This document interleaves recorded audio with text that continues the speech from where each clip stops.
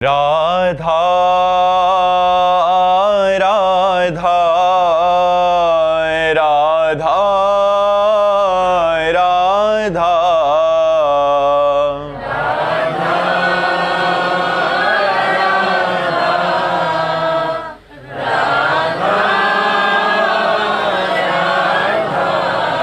हाय राधा राधा राधा राधा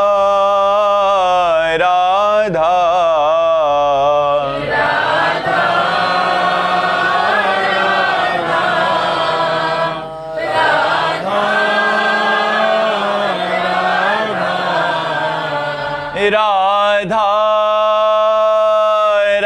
राधा राधा राधा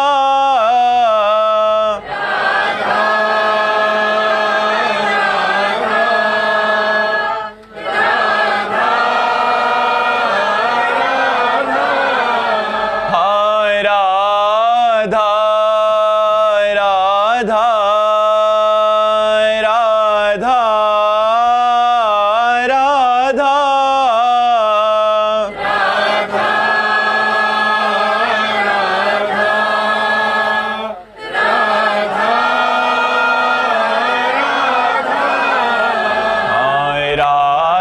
हाय राधा राधा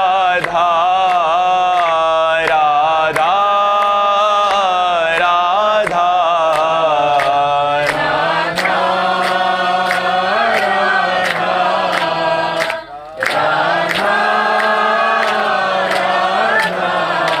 राधा हाय राधा राधा राधा राधा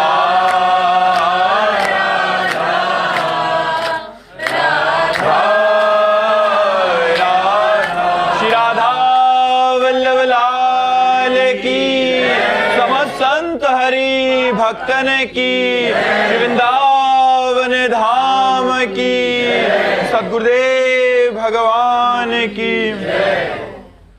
नायब सूबेदार राजेंद्र सिंह जी। राधे राधे महाराज जी। महाराज जी, आपके चरणों में कोटि कोटि प्रणाम। महाराज जी, सर्वप्रथम आपको कोटि कोटि धन्यवाद कि आप श्री ने देश दुनिया के करोड़ों करोड़ जनों को भगवत मार्ग का संदेश देकर उनका जीवन परिवर्तित किया है, जिनमें लाखों सैनिक भी आपके श्री मुख से वचन सुन के नित्य साधन कर रहे हैं और लाभ ले रहे हैं।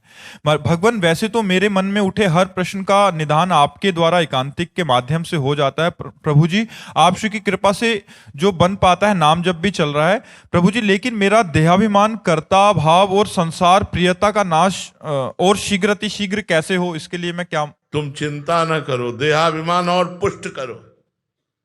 हम दूसरों को कहते नष्ट करो, तुमको कहते पुष्ट करो।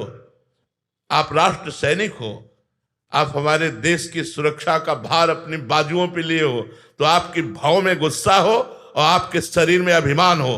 मैं भारतीय सैनिक हूं, हमारे अंदर इतना गर्व होना चाहिए। अलग अलग शिक्षा है, आप गर्व रहित नहीं, आप गर्व सहित रहिए कि हम भारतीय सैनिक हैं। अगर हमारे राष्ट्र की तरफ, हमारे समाज की तरफ किसी ने आंख उठाने की कोशिश की, अगर किसी ने कदम बढ़ाया, तो हम अपने प्राण बलिहार करके उसके कदम रोक देंगे, वो आगे नहीं बढ़ पाएगा। आपको ये रखना है, आपको ये रखना है, इसमें आवेश रखना है, आपको क्रोध रखना है, आपको अपने में गर्व रखना है कि मैं भारतीय सैनिक हूं, इसे नहीं छोड़ना है। जैसे गोस्वामी तुलसीदास जी कह रहे हैं, अस अभिमान जाई जन भोरे, मैं सेवक रघुपति पति मोरे। यह अभिमान भूल कर भी न जाए कि सिया राम मेरे स्वामियों, मैं उनका सेवक, ऐसे भूल कर यह अभिमान न जाए। मैं भारत देश का एक सैनिक हूं और अपने प्राण रूपी पुष्प को बलिदान करने के लिए हर समय उत्साहित हूं।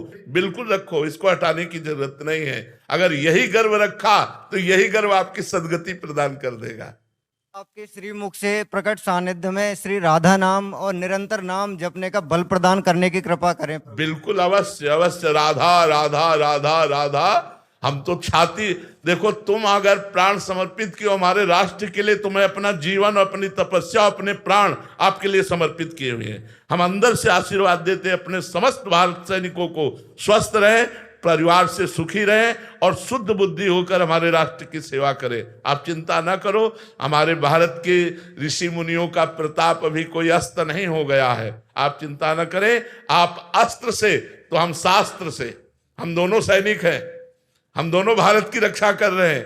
आप शस्त्र से और हम शास्त्र से, हम शास्त्र के द्वारा बिगड़ी हुई बुद्धियों को सुधार रहे और आप शस्त्र से बिगड़े लोगों को, जो समाज के कैंसर है, उनको नष्ट कर रहे हैं। हम दोनों एक ही काम कर रहे हैं, हम अंदर सुधार कर रहे हैं, आप बाहर सुधार कर रहे हो जी।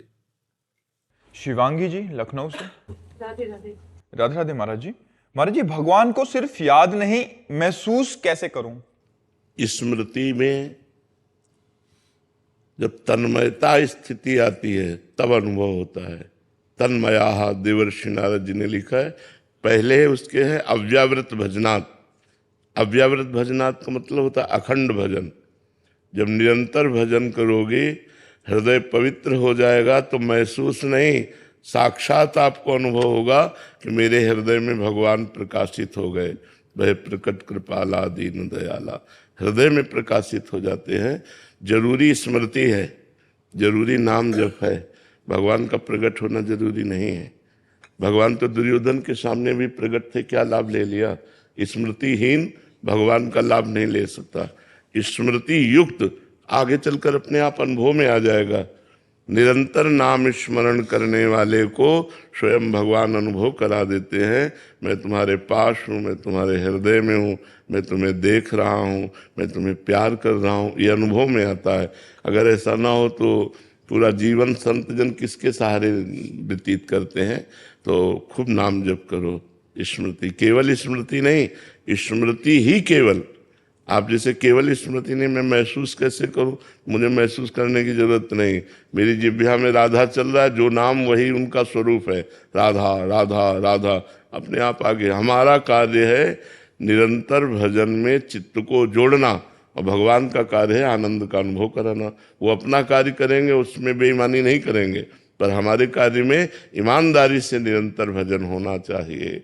भजन खास वस्तु है, भगवान का मिलना खास वस्तु नहीं, क्योंकि भगवान तो बहुतों से मिले, लेकिन जिनके पास स्मृति है वो आनंद में मगन हो गए। देखो विदुरानी जी भगवान की स्मृति में लीन है, भगवान के चिंतन में डूबी हुई है। तो दरवाजा खटखटाया और कहा मैं श्री कृष्ण, तो बेशुद्ध हो गई आनंद में, भगवान पधारे। वही भगवान दुर्योधन को समझा रहे हैं, लेकिन उसकी समझ में नहीं आ रहा कि वो स्मृति विहीन है। भगवत स्मृति ना होने के कारण स्वयं भगवान समझा रहे हैं और उसकी समझ में नहीं आ रहा, पूरे परिवार का विनाश हो गया। और स्मृति युक्त होने पर दरवाजे के बाहर से आवाज आई मैं श्री कृष्ण, इतने में प्रेम में मगन हो गई, बेशुद्ध हो गई। तो जरूरी क्या है? स्मृति। आगे का कार्य भगवान के ऊपर छोड़ दो। सपना कपूर जी दिल्ली से। हरिवंश। श्री हरिवंश महाराज जी। महाराज जी, बाहर का कोलाहल तो कम कर सकते हैं, लेकिन अंदर का कोलाहल कैसे कर? हाँ, बाहर के कोलाहल का कोई बात तो नहीं, अंदर के कोलाहल को ही शांत करना खास बात है। बाहर तो बीच बाजार में बैठकर समाधिस्थ हो जाएगा जिसका अंदर का कोलाहल शांत हो गया।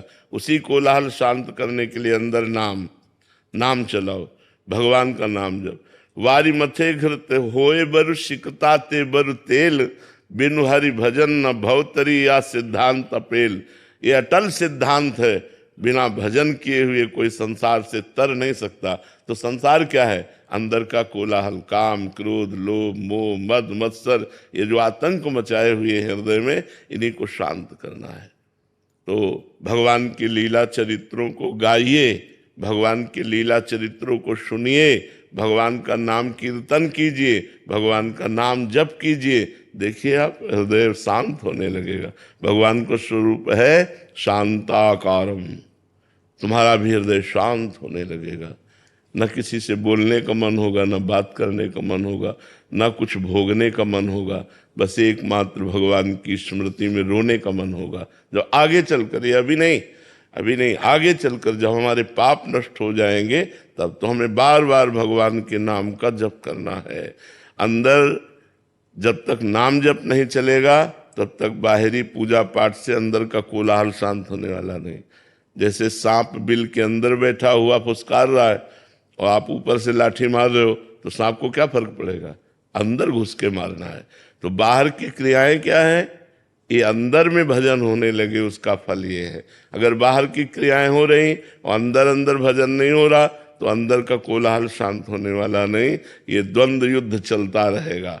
महाभारत की तरह युद्ध है। तो जो नाम जप करते हैं वही 6 विकारों पर विजय प्राप्त, ये 6 विकार सबको परास्त कर रहे हैं। काम, क्रोध, लोभ, मोह, मद, मत्सर, ये 6 हैं जो 6 बहुत बुरी तरह सबकी धज्जियां उड़ाए हैं। जो नाम जप कर रहा है वो उतना ही बच रहा है, जो जितना भजन कर रहा है वो उतना ही अंदर से शांत होता जाता है। तो भजन करो, भजन से शांति होगी। देवेंद्र गौड़ जी, राधे राधे महाराज जी। गुरुदेव भगवान, आप ही का चिंतन करना केवल आप ही में आसक्ति या मोह या प्रेम दोनों में क्या अंतर है? क्या गुरुदेव भगवान ऐसा? क्या गुरु मनुष्य है? किसका प्रश्न है? क्या गुरु मनुष्य है? यदि हाँ तो गुरु माना ही नहीं, अगर नहीं तो क्या परब्रह्म परमात्मा का चिंतन करना, परब्रह्म परमात्मा का ध्यान करना, परब्रह्म परमात्मा में आसक्त हो जाना ये साधना का फल नहीं है? यही फल है। तो ध्यान मूलम गुरु मूर्ति, पूजा मूलम गुरु पदम। जो गुरु को मनुष्य मानते हैं उनका कल्याण कभी हो ही नहीं सकता। गुरु को मनुष्य मानना, चरणामृत को जल मानना, प्रसाद को अन्न मानना, श्री विग्रह को पत्थर या काष्ठ या आदि आदि धातुओं की देखना, ये सब महत अपराध है। भगवान सच्चिदानंदमय हमारे कल्याण के लिए गुरु रूप धारण करके विराजमान है। तो अपने गुरुदेव का ध्यान करना, गुरुदेव की चरण पूजा करना, गुरुदेव के द्वारा दिए हुए मंत्र का जप करना, इसी से तो मोक्ष हो जाता है। मोक्ष मूलम गुरु कृपा। तो ये तो कोई बिरला ही गुरु पर ऐसा भाव कर पाता है कि मेरे साक्षात पर ब्रह्म परमात्मा बैठे, मैं अपने परमात्मा से बात कर रहा हूँ, मैं अपने परमात्मा को देख रहा हूँ, मैं अपने गुरुदेव को देख रहा हूँ, मतलब परमात्मा को देख रहा हूँ। ऐसा भाव कठिन है। अगर ऐसा भाव आ जाए तो बहुत जल्दी भगवत प्राप्ति हो जाए। सिद्धार्थ गुप्ता जी, ग्वालियर से। राधे राधे। राधे राधे महाराज जी। महाराज जी, आपने उदाहरण से बताया है कि जो सारथी रूपी बुद्धि है उसे रथी रूपी आत्मा स्वयं वश में करेगी, तब इंद्रियों में संयम आएगा। हम रथी को कैसे पहचाने और फिर बुद्धि को वश रथी में तो करने? तुम ही हो, तुम ही तो रथी हो। कोई और आत्मा है क्या? तुम ही तो आत्मा हो। तो अपने को भूलकर तुमने देह मान लिया, अपने को भूलकर देह मान लिया, इसका मतलब तुमने अपने को बुद्धि के हाथ में दे दिया। बुद्धि मन की सलाह में बिक गई, मन इंद्रियों के भोगों में बिक गया, इसी से हमारी दुर्गति हो रही। यदि हम अपने स्वरूप को समझें और हम सावधान हो तो सारथी को सावधान करें, सारथी लगाम को सावधान करे, घोड़े सही रास्ते पे चल रहे। सब गड़बड़ हो चुका है, पूरा सिस्टम गड़बड़ हो चुका है। रथी नशे में है, सारथी उससे ज्यादा नशे में है। अब बताओ दशा क्या होगी? मालिक और ड्राइवर दोनों नशे में हो तो कम से कम मालिक होश में तो पकड़ तो ले, स्टीयरिंग तो पकड़ ले, ब्रेक तो लगा दे, तो कम से कम। अब दोनों नशे में है तो अब तो गाड़ी गई ही। तो प्रायः ऐसा ही हो रहा है, मालिक भी नशे में और ड्राइवर भी नशे में, और गाड़ी ठोक ही रही है। कहीं काम में ठोकी, कहीं क्रोध में, कहीं लोभ में, कहीं मोह में, कहीं अहंकार में, कहीं मत्सरता ईर्ष्या में, बार बार हम परास्त हो रहे हैं। तो हमें सावधान होना है, शास्त्रों का ज्ञान होना, संतों का सत्संग करना, भगवान का नाम जप करना, भगवान की सेवा करना, समाज को भगवान का स्वरूप मानकर सेवा करना। इससे हम जाग जाएंगे, इससे हमारा पूरा सिस्टम सही हो जाएगा। करना शुरू करो, नाम जप करो, माता पिता की सेवा, परिवार की सेवा, बुजुर्ग की सेवा, असहाय की सेवा, शरीर से, मन से, धन से, जैसे बने करो और नाम जप करो। तो देखो अभी अच्छे बन जाओगे, अभी सब सिस्टम ठीक हो जाएगा अपने आप। हाँ, साथ में परहेज जरूरी है। परहेज है गंदी बातें न करना। गंदी बातें देखोगे, गंदी बातें सुनोगे, गंदी बातें करोगे तो नाम जप का प्रभाव मतलब जो पड़ेगा वो समझ में नहीं आएगा। आए हाँ, सदगुरु वैद्य वचन विश्वासा, संयम यह न विषय कयासा। सदगुरु रूपी डॉक्टर की दी हुई वचन उपदेश रूपी औषधि पाओ, लेकिन संयम माने परहेज। परहेज ये कि गंदे विषयों को भोगो मत, गलत धर्म से गलत ढंग से विषयों को भोगो मत, नहीं तो फिर समझ में नहीं आएगा। परहेज बिगड़ जाए तो रोग और बढ़ जाता है। तो परहेज सही रखना चाहिए और नाम जप करना चाहिए। हार्दिक जोशी जी। राधे राधे महाराज। राधे राधे महाराज जी। महाराज जी, मेरी पिछली व्यक्तिगत और व्यावसायिक गलतियों के कारण मेरी माँ की नज़रों में मेरे लिए जो पहले सम्मान, स्वाभिमान और गौरव था वो अभी दिखाई नहीं देता। ये पीड़ा मुझे बहुत व्यथित करती है। क्या वही भाव, वही सम्मान फिर से उनकी नज़रों में मैं लौटा सकता हूँ? जो दाग एक बार लग गया हो, क्या वो समय और सही आचरण से मिट सकता है? हाँ, मिट जाएगा, मिट जाएगा। थोड़ा समय लगेगा और हम पुनः अच्छे भाव वाले बने, अच्छा व्यक्तित्व धारण करें तो माँ रहे या ना रहे, माँ रूपी भगवान हम पर प्रसन्न हो जाएंगे। और वो प्रसन्न हो गए तो सब प्रसन्न हो गए। जा पर कृपा राम की हुई, ता पर कृपा करे सब कोई। यदि भगवान प्रसन्न हो गए तो पूरा विश्व प्रसन्न हो जाएगा, क्योंकि भगवान विश्वात्मा है। तो हमें चाहिए, हमें अच्छे आचरण करना चाहिए, माता पिता को दुख नहीं देना चाहिए। माता पिता हमारे भगवान हैं। मातृदेव हो, पितृदेव हो, ऐसे उनकी आराधना करें तो हमारा जीवन सफल हो जाए। अगर हमारे आचरणों से हमारे माता पिता को दुख पहुंचा तो फिर हमारा जीवन धारण करना, हम जब स्वयं अपने माता पिता को दुख पहुंचा दिया तो हम जीवन में, देखो मनुष्य जीवन की सार्थकता है किसी एक को विश्व में परोपकार करके सुख पहुंचा दो, जिससे स्वार्थ बुद्धि न हो। ये भी लौट के न कि हमें थैंक यू बोले। एक को करो तो कम से कम तुम्हारा मनुष्य जीवन तो सार्थक हो गया। किसी एक को आप सहयोग कर दो। तो औरों की बात जाने दो, पहले अपने माता पिता का सेवन करना चाहिए, सेवा करनी चाहिए, जिन्होंने हमें इतना बड़ा किया। माता अपने खून से दुग्ध बनाकर हमको पिलाती है, हम उससे पोषित हैं। उसी माता पिता को दुख पहुंचावे तो यार जीवन किस काम का। हम तो यही कहते हैं कि ललचाओ, जिनके माता पिता हैं ललचाओ कि इनको हम प्रसन्न कर लें। कैसे प्रसन्न कर लें? अच्छे वस्त्र, अच्छा भोजन, औषधि, अच्छे आचरण, जिससे वो देख करके उनको गर्व हो कि हमारा बेटा सही चल रहा है।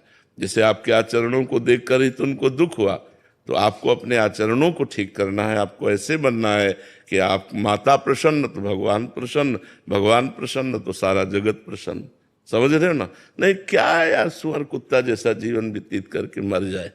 मनुष्य जीवन दिव्य जीवन है। वही खाना पीना, भोगना और नशा करना, सब ऐसे पशु जैसा जीवन व्यतीत, उत्तम जीवन। हम किसी के काम आ गए, हमारा जीवन किसी को सुख पहुंचा दिया, तब तो माता पिता के द्वारा तैयार किए हुए जीवन की सार्थकता रहे। इसलिए हम आर्मी वालों को बहुत सम्मान देते हैं, क्योंकि वो राष्ट्र सेवा में प्राण अर्पित किए हुए हैं। उनको पता है कभी भी कहीं भी हमें तैनात किया जा सकता है और गोली लग सकती है, शरीर पूरा हो सकता है, लेकिन वो अपने परिवार का प्यार और मोह सब बलिदान किए हुए राष्ट्र सेवा में लगे। तो जहां हमें आर्मी के दिखाई देते हैं, हम उनको मन से सल्यूट करते हैं कि ठीक है।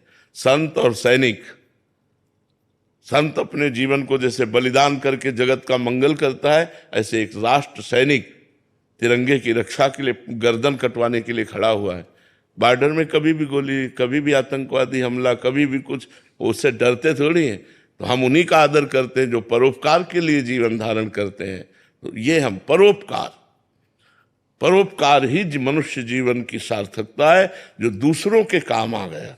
हमारा जीवन दूसरों के काम आ जाए, वो उसी को हम नमस्कार करते हैं। देखो बड़े बड़े सामर्थ्यशाली सिखों में हुए, जो गुरुजन हुए बड़े सामर्थ्यशाली हुए, लेकिन उन्होंने अपनी गर्दन कटवा दी, अपने को जलवा लिया, अपने को कष्ट सहा। किस लिए? कि हमारे धर्म की रक्षा हो, धर्म हमारा ना जाए।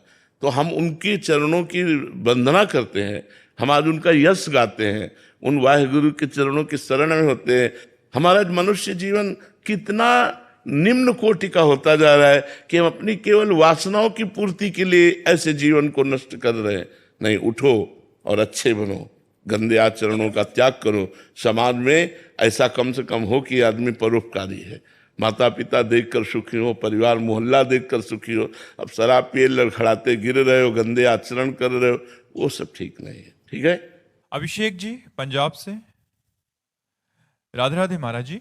महाराज जी, दैन्यता क्या है? किस प्रकार के स्वभाव को दैन्यता कहा जाता है? क्या केवल मीठा बोलना ही दैन्यता है? नहीं, ये तो चापलूसी भी हो सकती है, चालबाजी भी हो सकती है।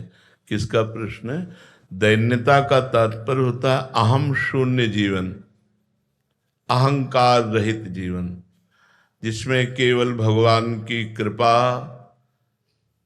परिपूर्ण हृदय, भगवान की कृपा ही हमारे हृदय में बैठकर हमारे द्वारा सारे कार्य करा रही है।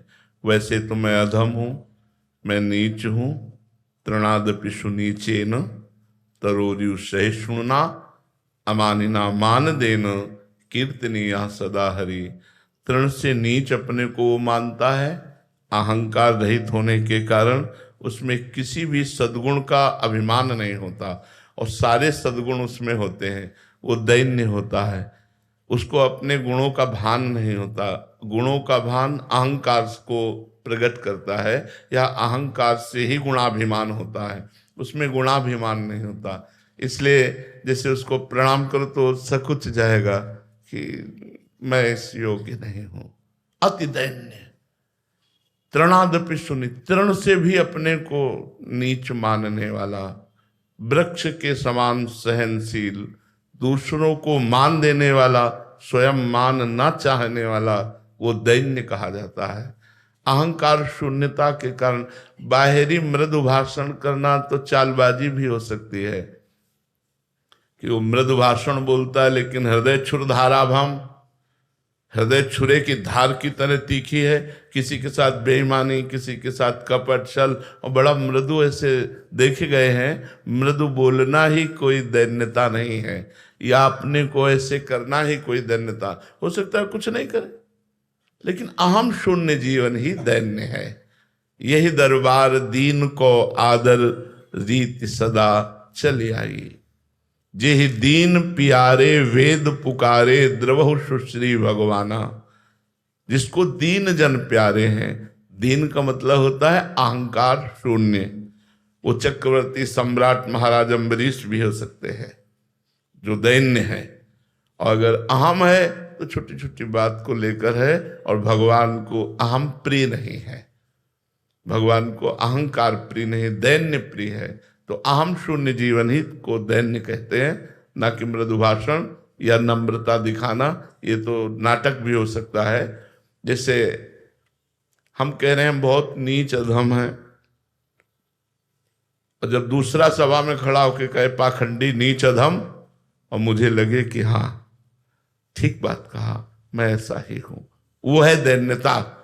जब किसी भी तरह की प्रक्रिया से अहम जागृत ना हो, दैन्य।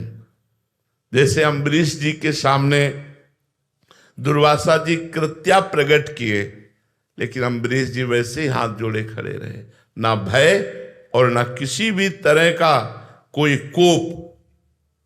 कोप नहीं, शांत वैसे ही खड़े रहे। तो भगवान के सुदर्शन चक्र ने कृत्या को नष्ट करके दुर्वासा को त्रिभुवन में खदेड़ा।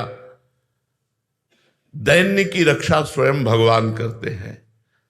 अहंकार रहित जीवन ही दैन्य जीवन है। अगर थोड़ा भी अहंकार है तो भगवान को पसंद नहीं है, और ये अहंकार नष्ट होता है संत सेवा से, संत चरण रज से, संत चरणामृत से, संत वचनामृत से। दूसरा कोई उपाय नहीं। तिनकी संगति रहित जाति कुल मद सब नंसई। जाति अभिमान, कुलाभिमान, धनाभिमान, विद्याभिमान, तप का अभिमान, भजन का अभिमान, सारे अभिमानों का नाश गुरुदेव की चरण शरण से, संतों की सेवा से, संतों के वचनों से, संतों की चरण से अभिषिक्त होने से यह अभिमान नष्ट हो जाता है। समझ पाए आप? वरुण जी मुंबई से। राधे राधे महाराज जी। महाराज जी, भक्ति व सेवा में से क्या महत्वपूर्ण है शरणागति के लिए? हाँ, सेवा का नाम ही भक्ति है। भज धातु सेवायाम भजन और भक्ति का मतलब भज धातु सेवायाम, सेवा ही भक्ति है। अपनी सेवा, समाज की सेवा, ठाकुर सेवा, हम सेवा ही तो कर रहे हैं, इस तन की भी सेवा कर रहे हैं। ये ठाकुर जी की सेवा के योग्य बन जाए, ये पवित्र हो जाए, इसका उद्धार हो जाए, ये उपकार, ये पर है, ये पर उपकार, ये स्व नहीं है, ये पर है। तो इस शरीर को भी स्वस्थ रखना, समाज सेवा, माता पिता की सेवा, भगवान की सेवा, राष्ट्र की सेवा, ये सब भक्ति के अंतर्गत आता है। भक्ति कोई ऐसा जैसे मान लिया गया धूप बत्ती अगरबत्ती लगाना, आरती करना, ये भक्ति का एक अंग है। संपूर्ण भक्ति का अंग सेवा। सेवा, माता पिता की सेवा कर रहे हैं, आप भक्ति कर रहे हैं। राष्ट्र की सेवा कर रहे हैं, आप भक्ति कर रहे हैं। समाज की सेवा कर रहे हैं, आप भक्ति कर रहे हैं। बस ये कि स्मरण में आपके क्या चल रहा है। यदि स्मरण में सांसारिक बातें चल रही हो, भगवान की पूजा कर रहे हो, तो भी अधूरी पूजा। और आप फावड़ा चला रहे हो, स्मरण भगवान का हो रहा है, तो पूरी सेवा, पूरी पूजा हो रही है, पूरी भक्ति हो रही है। भगवान का स्मरण करते हुए युद्ध करने के लिए भगवान ने आदेश किया, मामनुस्मर युद्ध च, मेरा स्मरण करते हुए मार इन अधर्मियों को। तो मारना भी भजन है। अधर्मियों का नाश कर रहे हैं और भगवान का स्मरण कर रहे हैं, तो भक्ति हो रही। भगवान आदेश कर रहे हैं अर्जुन जी को। हम लोग भजन को केवल समझते हैं एकांत में बैठकर माला चलाना या आरती पूजा करना, ये भजन का एक अंग है, संपूर्ण भजन का अंग है। समाज की सेवा, राष्ट्र की सेवा, सबकी सेवा करते हुए भगवान का स्मरण करना। समझ रहे हो ना? अर्जुन सिंह जी शामली से, श्री हरिवंश महाराज जी, गुरुदेव क्या प्रेम साधना से उत्पन्न होता है या प्रेम से ही साधना जन्म लेती है? वैसे हम आपको बताएं, प्रेम कृपा से उत्पन्न होता, साधना से भी नहीं। प्रेम कृपा से उत्पन्न होता है। यह गुण साधन ते नहीं हुई, तुम्हारी कृपा पाओ कोई कोई।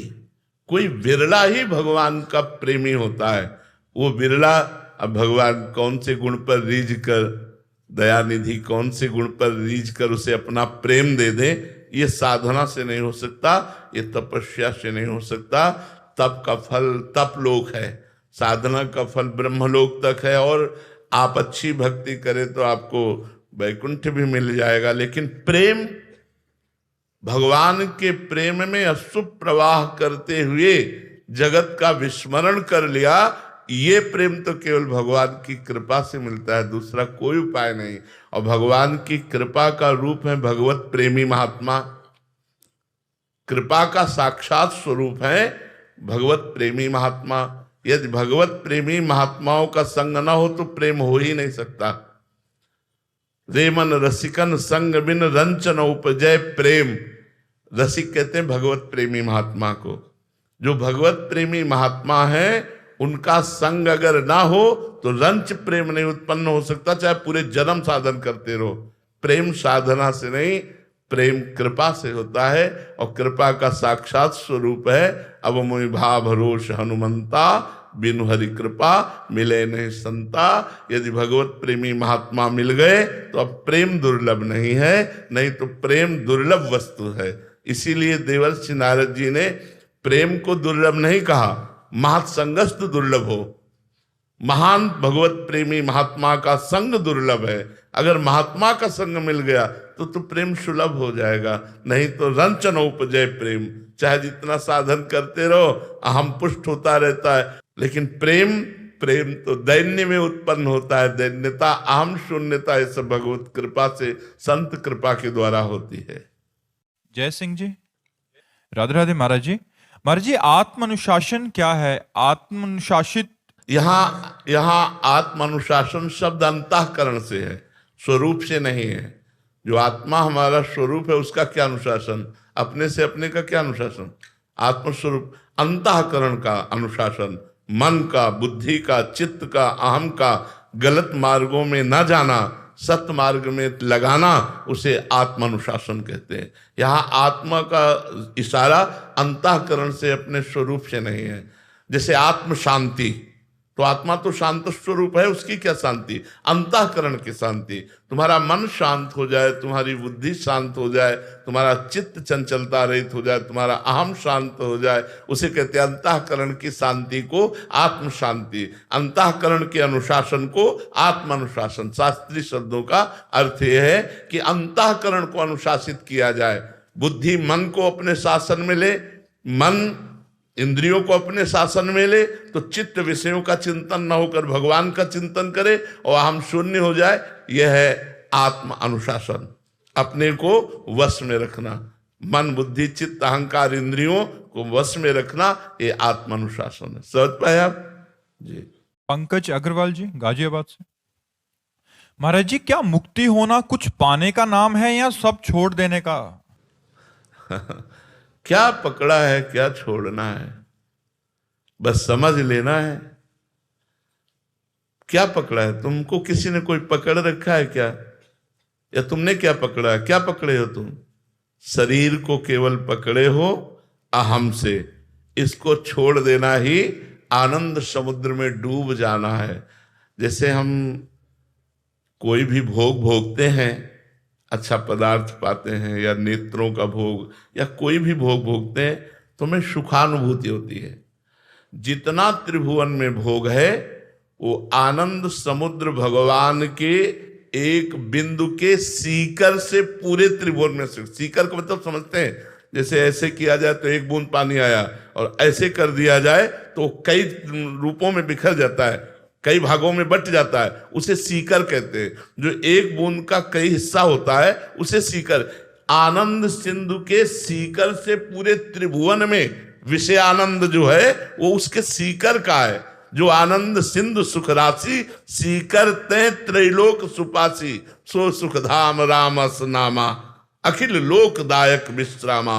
जब हमारा मन उस परमात्मा में डूबने लगता है, शरीर और संसार का विस्मरण करके, उसी को मोक्ष कहते हैं। शरीर संसार की स्मृति न रहना, आत्मस्वरूप भगवान में रति हो जाना या आत्मस्वरूप में रति हो जाना, वो परमानंद। परमानंद क्या है आप समझ ही नहीं सकते, क्योंकि बुद्धि प्राकृतिक है। जब तक साधना नहीं करेंगे तब तो परमानंद का, जब भजन शुरू होता है ना, असली में भजन होने लगता है, तो इतना आनंद होता है कि रोने का मन होता है। क्यों रो रहे हैं कुछ पता नहीं, बस आनंद में रो रहे हैं। एक आनंद की उमगन जिसमें मान अपमान सुख दुख लाभ हानि निंदा स्तुति ये सब कुछ भूल करके एक परमानंद स्थिति, एक महान आनंदमय स्थिति, उसका नाम मोक्ष है। जो महान आनंद, अखंड आनंद, विज्ञान आनंद, परमानंद जिसको कहा गया। अब अपने विषयानंद से नहीं हट पा रहे तो परमानंद को क्या प्राप्त कर पाएंगे? पहले साधना करें जिससे हमारा विषय रस छूटे, तो हम भगवान की तरफ आगे बढ़े। अभी तो शरीर ही के सुख दुख में फंसे हैं। अभी मान अपमान लाभ हानि कुछ छोड़ना नहीं है। जैसे रह रहे हो ऐसे रहना है, केवल अंदर से आसक्ति हटा देनी है। आसक्ति हट गई, बढ़िया बात बन गई। आसक्ति है तो एक लंगोटी कमंडल में भी आसक्ति हो सकती है। आसक्ति बकाया रही तो महाराज भरत की मृग में आसक्ति हो गई और अगला जन्म मृग का हुआ। और अनासक्त है तो चक्रवर्ती सम्राट महाराज अम्बरीश जी सम्राट है, रानी पुत्र परिवार, लेकिन अनासक्त हैं, भगवान के प्रेम में निरंतर डूबे रहते हैं। तो मोक्ष का मतलब है जीवत्व का त्याग, देहाभिमान का त्याग, सच्चिदानंद स्वरूप में स्थिति, आत्म स्वरूप में स्थिति। समझ रहे ना जी? चंद्रप्रभा जी हरियाणा से। राधे राधे महाराज जी। गुरुदेव भगवान, आपको हम जब इतनी सर्दी या गर्मी सहते हुए भी हम सब भक्तों को दर्शन देने के लिए आते देखते हैं, तो मन कहता है कि आप एकांत में सुख से रहें। पर जब इतने श्रद्धालुओं को आपकी एक झलक पाने के लिए विकल देखते हैं, तो मन कहता है कि आप सभी को नित्य दर्शन दें। तो महाराज जी, आपका सुख किसमें है? आप लोगों के सुख में हमारा सुख है। आप लोग सुखी रहें, आप लोग प्रसन्न रहें, आप लोग स्वस्थ रहें, हम सबको मुस्कुराते हुए धर्म में देखें, यही हमारा सुख है। देह सुख हमारा नहीं है। हम एक अच्छी रजाई ओढ़ करके और हीटर के सामने बैठें, ये हमारा सुख नहीं है। आपका सुख हमारा सुख है। हम आपके लिए क्या बलिदान कर रहे हैं जो आप हमारे लिए कर रहे हैं? आप रुपया पैसा लगाकर परिवार शरीर का मोह छोड़कर आप केवल दर्शन की आकांक्षा रखते हैं, तो हम आपके लिए प्राण भी न्यौछावर कर देते, थोड़ी बात है। हम आपके सुख के लिए, हमारा जीवन विश्व सुख के लिए है, हमारा सुख इसी में है। हम आपको देखते हैं ना, धर्म में चलते हुए, मुस्कुराते हुए, हम सुखी हैं। हम शरीर को सुख देखने तो किडनी फेल है, क्या शरीर का सुख न खान का, न पान का, न रहने, तो हर सुख हमारा आप सब में निहित है। आप स्वस्थ हो, आप धर्म से चल रहे, आप समाज सेवी हो, आप राष्ट्र सेवी हो, आप भगवत सेवी हो। ये हमारे गर्व का विषय कि हमारे देशवासी ऐसे हैं, हमारे देशवासी सुधर रहे हैं, हमारे देशवासी भगवत मार्ग में चल रहे हैं, तो हम अपना जीवन धन्य मान रहे और हम सुखी है। हमसे ये पूछा कि आप स्वस्थ है, तुमका शरीर अस्वस्थ है लेकिन मन स्वस्थ है। मन स्वस्थ किस तरह से है कि हमारी सेवा बन रही। देखो कितने लोग सर्दी में आए हुए हो आप लोग, कैसी सर्दी पड़ रही है, पैसा लगाकर कष्ट सहकर घंटों से बैठे हो 4 बातें सुनने के लिए, तो सबको सुख मिले, ये हमारी आकांक्षा। इसी में मैं सुखी हूं क्योंकि हमारे शरीर से सेवा बन रही है, समाज सेवा बन रही है। जगदीश सिन्हा जी, राधे राधे महाराज जी। महाराज जी, शास्त्रों का कोई ज्ञान नहीं है, भगवत प्राप्ति की उत्कंठा है, ऐसी कौन सी साधना, भाव या जीवन दृष्टि अपनाई जाए जिससे सुमिरन अखंड बना रहे, अहंकार, प्रमाद एवं पतन से रक्षा हो और ये जीवन स्वयं के साथ साथ समाज के भी कल्याणकारी सिद्ध हो सके? इसमें पहले जैसा खाओ अन्न वैसा बने मन, कहावत है ना। पहले हम भोजन सुधार करें, हमारा भोजन सात्विक होना चाहिए, कोई नशा नहीं होना चाहिए, अपवित्र नहीं होना चाहिए, और भोजन को भगवान को अर्पित करके पाएं। मान लो भगवान की छवि है तो वो नहीं तो 1 मिनट लगता है, ध्यान किया और भगवान को जो अपने सामने थाल है अर्पित की तो पवित्र हो जाता है। प्रसादे सर्व दुखानाम हानिरस्य उपजायते, जो भगवान को अर्पित कर दिया जाता है वो प्रसाद हो जाता है। प्रसाद हमारे पाप को, हमारे दुखों का नाश करता है। तो हमारा भोजन शुद्ध हो और हमारा संग शुद्ध हो। अगर हम गलत लोगों का संग करेंगे, कुसंग करेंगे, तो हमारी मति भगवान में शुद्ध रूप से नहीं लग पाएगी। जाके प्रिय न राम वै देही, तजिए ताहि कोटि वैरी सम, यद्यपि परम स्नेही। जो भगवान से प्रेम नहीं करते, गंदे आचरण करते हैं, ऐसे लोगों के बीच में न बैठे। कुसंग का त्याग, भोजन पवित्र, और श्रीमद् भागवत का 1 अध्याय चाहे पाठ कीजिए, रोज अर्थ सहित पाठ कीजिए, और संतों का सत्संग चाहे 10 मिनट सुनिए, जरूर सुनिए। तो सत्संग, श्रीमद् भागवत का स्वाध्याय, भोजन शुद्ध, तो नाम में रति होने लगेगी। और जितना नाम जपिए उससे पीछे मत हटिए, एक संख्या रखिए। जैसे आज हमने 10,000 जपा, तो अब जीवन में 10,000 के नीचे नहीं हो सकता, ऊपर ही चलेगा। ऐसा हठी स्वभाव बनाइए तो धीरे धीरे नाम में रुचि, और जहां नाम में रुचि हुई तो नाम आपको पकड़ लेगा। नाम फिर हृदय में अपने आप चलने लगता है, वो जीवन कृतकृत्य हो जाता है। आप नाम में लगिए, बस ये सुधार कर लीजिए जी। प्रकाश जी, अहमदाबाद से, राधे राधे महाराज जी। प्रभु, आपने एकांतिक में एक बार कहा था कि आपको जान जाओगे तो कुछ जानना शेष नहीं रह जाएगा। प्रभु, आपके वास्तविक स्वरूप का ज्ञान करवाइए ना। देखो, ये जो 5 भौतिक देह है, ये ढांचा है। इस ढांचे में जो तत्व है उसको जानना कहते हैं, इसको जानना नहीं कहते। आप देख करके हमें हमारे स्वभाव को, हमारे गुणों को देख कर कह दो हम आपको जान गए, तो ये त्रिगुणमयी माया के सारे खेल हैं जो आप देख पा रहे हो। क्योंकि आपकी दृष्टि त्रिगुणात्मिका माया से युक्त है, तो आप माया में ही बात देख पाओगे, और जो स्वरूप है वो माया मुक्त है। तो हमें जान गए मतलब परमात्मा को जान गए। जैसे अपने को जान गए तो आप हमें जान गए, हमें जान गए तो परमात्मा को जान गए। तो इसलिए जो गुरु मंत्र मिलता है, नाम मिलता है, वो यही जानने के लिए मिलता है। सोई जाने जिह देहु जनाई, और जानत तुम्हें हो जाए। हमारा स्वरूप जो है वो आत्म स्वरूप है, और उसमें भी भाव स्वरूप है। जो सहचरी बपू है वो बिना भजन के, बिना कृपा के वो ऐसा नहीं है कि प्रदर्शन कराया जा सके, कोई ऐसा नाटक हो या कोई, वो तो सच्चिदानंद तत्व है। उसका अनुभव होता है जब हम उस कोटि का भजन करते हैं, तब अनुभव होता है कि मेरे संत या मेरे गुरुदेव का क्या स्वरूप है। और जो उस स्वरूप को जान गया वो उस स्वरूप में हो जाता है, उसमें अंतर। तभी कहा, जब एक कह रहे थे हम आपको जान गए, तो हम कहा नहीं भैया, ढांचे का तुम जानकारी कर सकते हो, इसके गुणों हमें नहीं जान गए। जो हमारा स्वरूप जान जाओगे तो आप हमारे समान हो जाओगे, आप परमात्मा को प्राप्त कर लेंगे, क्योंकि आत्मस्वरूप का ज्ञान होना मोक्ष पद का अनुभव करवाना है। तो हमारा स्वरूप जो है वो अलग है, शरीर जो है वो अलग है। सौरभ शर्मा जी शिमला से। राधे राधे महाराज जी। महाराज जी, मेरा स्वभाव ऐसा हो गया है कि मैं छोटी छोटी बातों पर क्रोधित हो जाता हूँ। क्रोध की अवस्था में अपने ही निकट जनों के प्रति कठोर और कभी कभी अपशब्द बोल देता हूँ, जिसका मुझे बाद में बहुत पश्चाताप होता है। हाँ, नाम जप ना होने के कारण सही तो गंभीरता नहीं है। क्षणे रुष्टा क्षणे तुष्टा, रुष्टा तुष्टा क्षणे क्षणे, क्षण में रुष्ट हो जाना, क्षण में ये नहीं, गंभीरता लानी चाहिए। इसके लिए नाम जप करो, अच्छे से नाम जप करो। नाम जप आपको गंभीर कर देगा, धैर्यवान कर देगा, शीतल कर देगा। इसलिए नाम जप में लगो। भगवान का जो नाम आपको प्रिय हो, अधिक से अधिक नाम जप करो, और उस जप को भी भगवद अर्पणम मस्तु कर दो, कृष्णार्पणम मस्तु कर दो। तो भगवान की कृपा से आपके अंदर आध्यात्मिक धैर्य आएगा। तो धैर्यवान काम क्रोध पर विजय प्राप्त कर सकता है। जो धृतिवान है वही विषयों पर विजय प्राप्त कर सकता है। ये जो हमारे अंदर बहुत हल्कापन आ गया है, ये भजन की कमी के कारण आ गया है। हम भजन को बढ़ाएं, जिससे हम धैर्यवान गंभीर बने, कि बड़े से बड़ा अपराध कर देने पर भी हमें क्षमा करने की बात आवे, कि उसको क्षमा कर दे, उससे क्रोधित ना हो। ये आपके लिए है।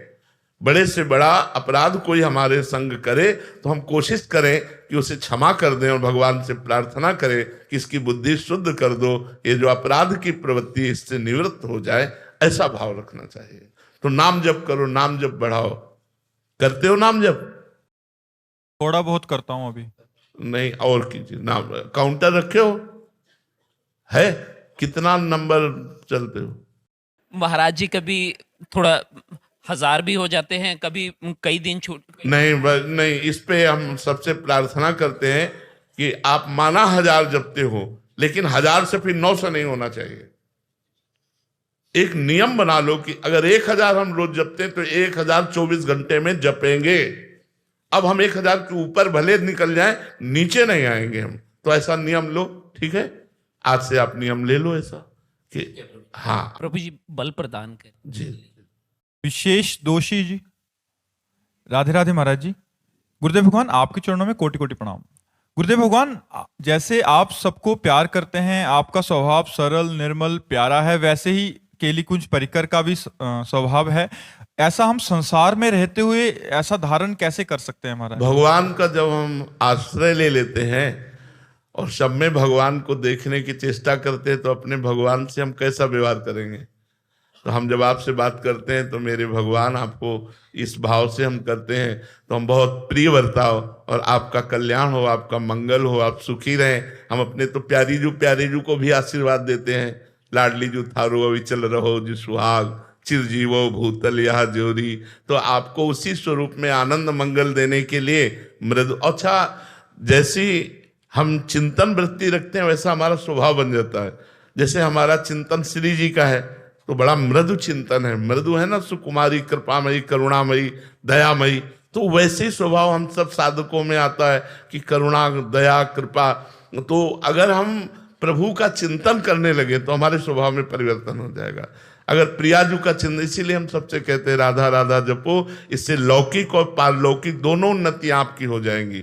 लौकिक उन्नति में जो बाधा है वो भी दूर हो जाएगी, और पारलौकिक उन्नति तो है ही। अच्छा, इसमें न पैसा लगता है और न कोई बहुत बड़ा मंत्र है कि हमें जपने में राधा राधा राधा राधा राधा। और ये पराविद्या है, द्विक्षरा परा विद्या। आप जप करके देखिएगा, कोई पैसा तो लगता नहीं कि घाटा हो जाएगा। जप करके देखिएगा, आपका लोक परलोक सब मंगल हो जाएगा। श्री राधा वल्लभ लाल की। आपके दर्शन से गुरुजनों की स्मृति आती है, जिन्होंने अपना सर्वस्व धर्म के लिए बलिदान कर दिया। हम देख करके बहुत गर्व करते हैं। जब आप लोग हमसे मिलते हैं ना, तो हम गर्व करते हैं कि हमारा सौभाग्य है कि वाहे गुरु के पार्षद हमसे मिलने आए, हमें दर्शन दिए। हमें इस बात का सुख मिलता है। हाँ, आंतरिक जो ये वेशभूषा है, ये वाहे गुरु की स्मृति दिलाती है। उनका बलिदान याद आता है कि हमारे धर्म के लिए, हमारे राष्ट्र के लिए कैसा बलिदान महापुरुषों ने किया। बस उन्हीं के मार्ग पर हम चलते रहे, उनके चरणों की कृपा ऐसी बनी रहे कि हम गुरुवाणी के अनुसार चलें, हम धर्म के अनुसार चलें, अपने जीवन को देश के लिए, समाज के लिए और वाहेगुरु के लिए बलिदान करने की क्षमता रखें उनके बल से। बस यही हमारे जीवन का उद्देश्य बन जाए जी। महाराज जी, धन्यवाद। जय जय श्री राधे, जय जय श्री राधे। अब राधा गिरधर हो गए जी महाराज जी। सब परिकर तो महाराज जी आकर के वहाँ सुख प्रदान कर गए। मैंने कि एक बार महाराज जी को मैं प्रणाम करना।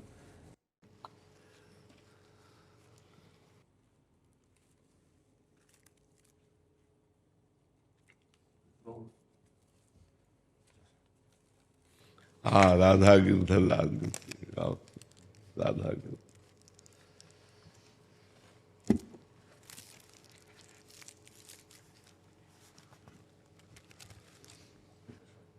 तीनों लोग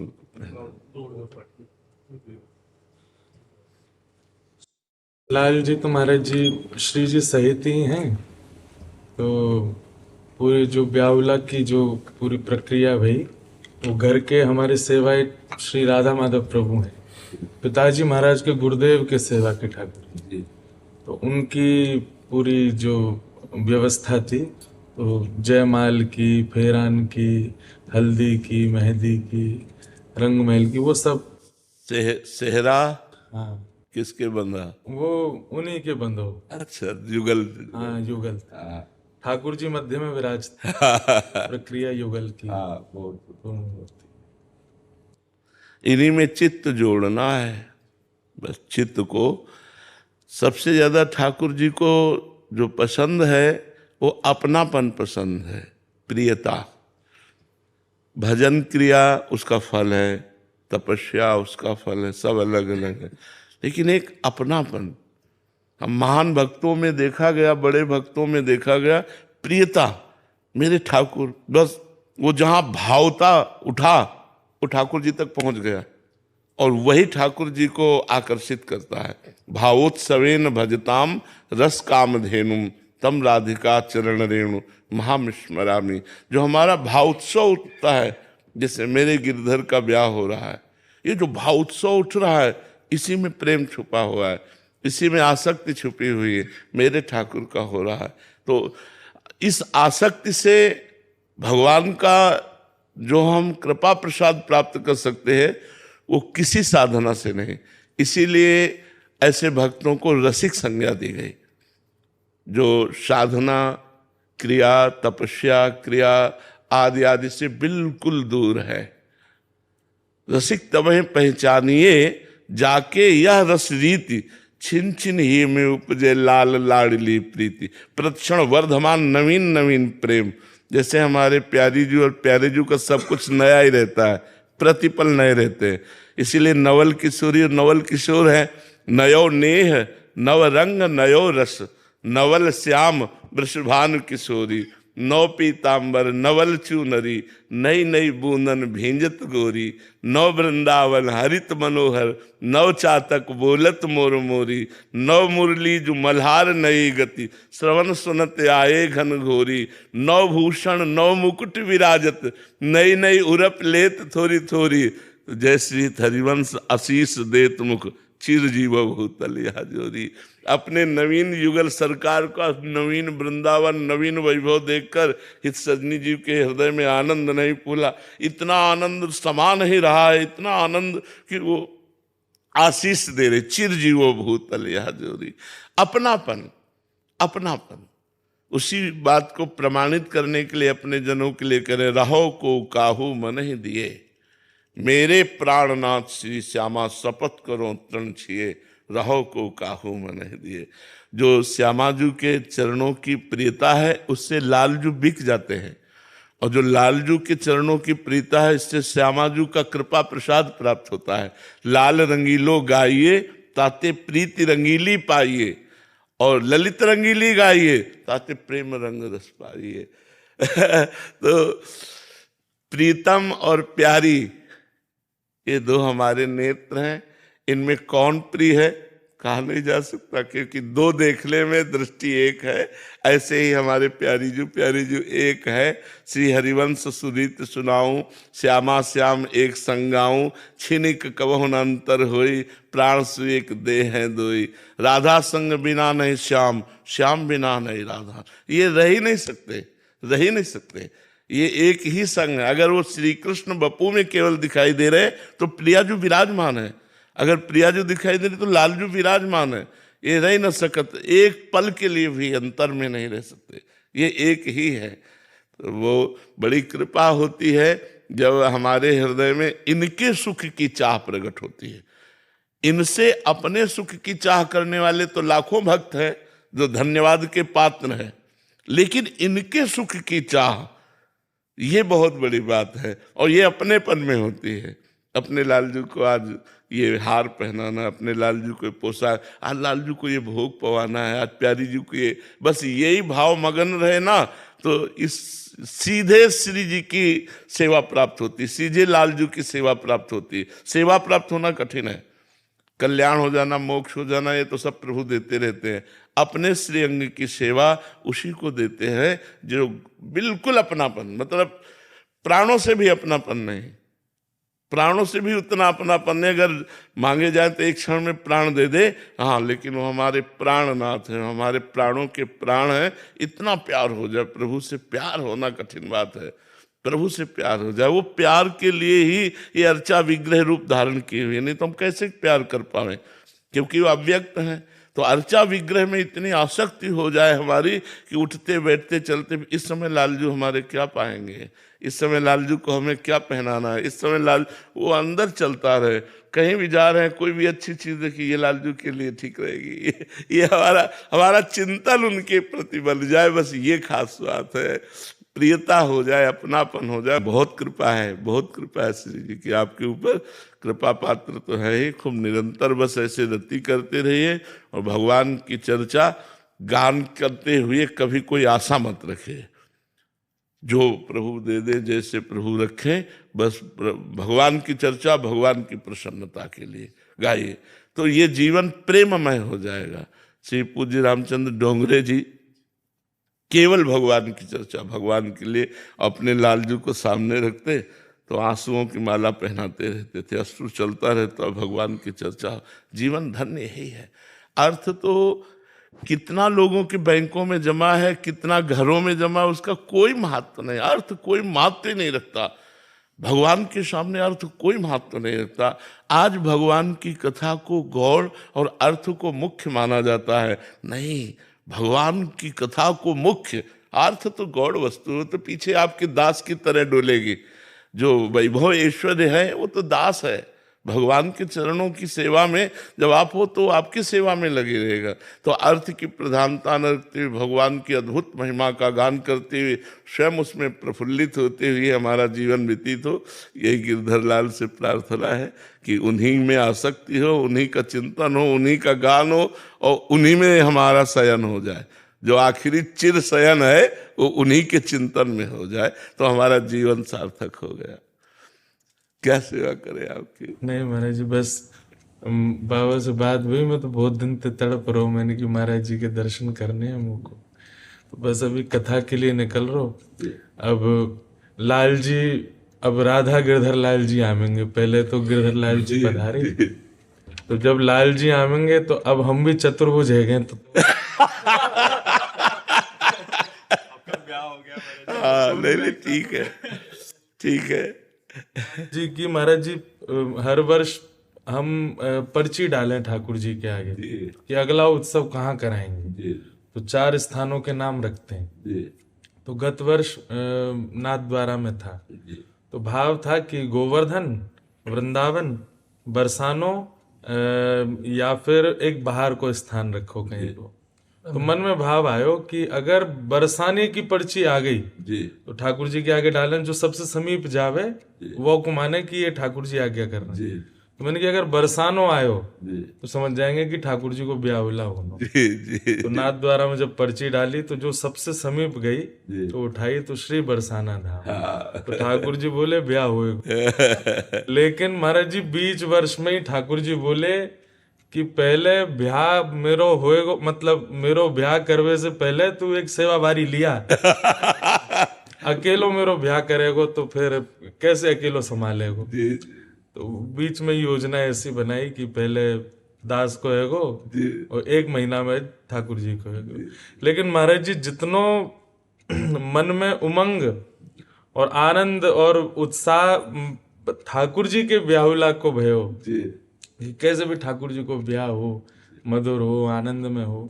तो एक बार और मैं लाल जी के सहित जी हाँ कृपा कीजिएगा, दर्शन करेंगे जरूर। तब आऊंगा और बाकी संग में भी लाऊंगा परिवार को, तो सहित दर्शन कर भी आऊंगा। जरूर एक चुनरी दे दो, सखी को दे देंगे चुनरी एक से। आपको स्वास्थ्य अनुकूल है महाराज जी? बस ये है कि श्री जी की कृपा से चल रहा है, बस चल रहा है। बस लाडली जी और सब संतों की कृपा है तो बहुत सुंदर चल रहा है। हमें भगवत चर्चा करने को मिलती है, हमारी दिनचर्या चल रही, पर इतनी बड़ी कृपा है। अब दिनचर्या चल रही सब तो हम राजी हैं, जितना कष्ट मिले उस पर कोई परेशानी नहीं। दिनचर्या हमारे लिए बहुत माननीय है, जो जिसमें आप स्वयं की दिनचर्या और समाज की दिनचर्या दोनों का पालन हो रहा है। जो अपनी दिनचर्या साधना की वो चला रहे और जो भगवत सेवा समाज की है वो चल रही, इसलिए मन में उत्साह बना रहता है। और आप सबका आशीर्वाद है तो चलता ही रहेगा जब तक जीवन है। महाराज जी आप असंख्य वैष्णव और ब्रजवासिन के प्राण हैं जी। और श्री जी है सके महाराज जी कि हम सबन के ही कोई अपराध रहते होंगे ऐसे? नहीं नहीं नहीं नहीं, नहीं। के अपराधन को श्री जी सोचें कि ये तो बालक हैं, ये कहाँ सहन कर पाएंगे, तो संभवतः आपको सहन करने को पड़े। पर श्री जी ऐसे अनुग्रह करें कि आप बिल्कुल स्वस्थ रह जाएं, कोई आपको। मन से बहुत स्वस्थ है, श्री जी की बहुत कृपा है, मन से बहुत स्वस्थ है, हर समय आनंद मतलब उनकी चरण रज का बना रहता है, इसलिए तन का प्रभाव नहीं पड़ता। नहीं, तन का प्रभाव अगर पड़ जाए तो सैया से उठने लायक नहीं है। मन बहुत आनंदित रहता है, बस इसी से सब चलता रहता है। मन आनंदित है तो हर स्थिति में आनंद बना रहता है, चाहे जैसे शरीर की परिस्थिति हो वो मन तैयार रहता है। अगर मन कहीं बीमार हो जाए तो गड़बड़ हो जाए, फिर ये मन आनंदित रहना चाहिए।